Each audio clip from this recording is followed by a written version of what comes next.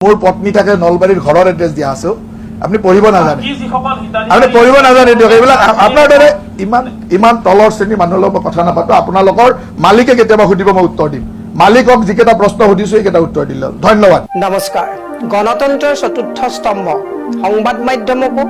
এখেতসকলে একেবাৰে গলচেপা দিব বিচাৰিছে কালি এজন মন্ত্ৰীৰ মুখত শুনিলো মন্ত্ৰী মই নাম নলওঁ মন্ত্ৰীজনৰ মুখত শুনিলো যে সৰু মানুহৰ লগত তেওঁ কথা নাপাতে কিন্তু আমাৰ কাৰণে প্ৰতিজন সমাজৰ একদম তলৰ লেভেলৰ পৰা সংবাদ সংগ্ৰহ কৰি আনা সাংবাদিকে আমাৰ কাৰণে ইম্পৰ্টেন্ট হয় গতিকে আমি যেতিয়া এখন সংবাদমেল সম্বোধন কৰো আমি কেতিয়াও মালিক কোন বা মালিক গোষ্ঠী কোন কেতিয়াও আমি তেওঁলোকক প্ৰশ্ন নকৰো সংবাদ মাধ্যমৰ সংবাদদাতা যিসকলক আমি সংবাদ দিওঁ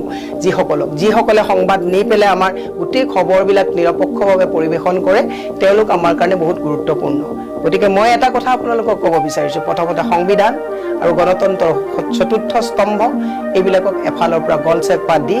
এটা স্বেচ্ছাচাৰী তেওঁলোকে যি শাসন ব্যৱস্থা চলাব বিচাৰিছে ই অহনি সংকেত নহয়নে গণতন্ত্ৰৰ বাবে সেইকাৰণে আমি সকলোকে কৈছো আহক কেৱল এই যে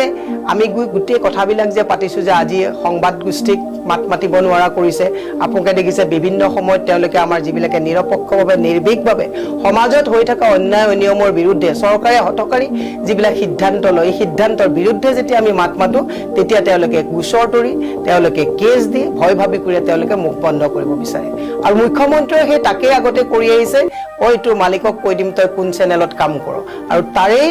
এটা পৰৱৰ্তী পৰ্যায়ত মন্ত্ৰী এজনে কালি কোৱা শুনিলো সৰু মানুহক কথা নকওঁ মালিকক কথা কওঁ আমাৰ কাৰণে সংবাদ মাধ্যম গণতন্ত্ৰৰ চতুৰ্থ স্তম্ভ অতি গুৰুত্বপূৰ্ণ তেওঁলোকৰ এটা মানে ভূমিকা আছে গতিকে আমি সংবাদ মাধ্যমক এইদৰে ব্যৱহাৰ নকৰিবৰ কাৰণে এই সকল ব্যক্তিক আমি সকীয়াই দিছো আহক আমি সকলোৱে একেলগে মিলি এক সুস্থ গণতান্ত্ৰিক পৰিৱেশৰ ৰচনা কৰোঁ ধন্যবাদ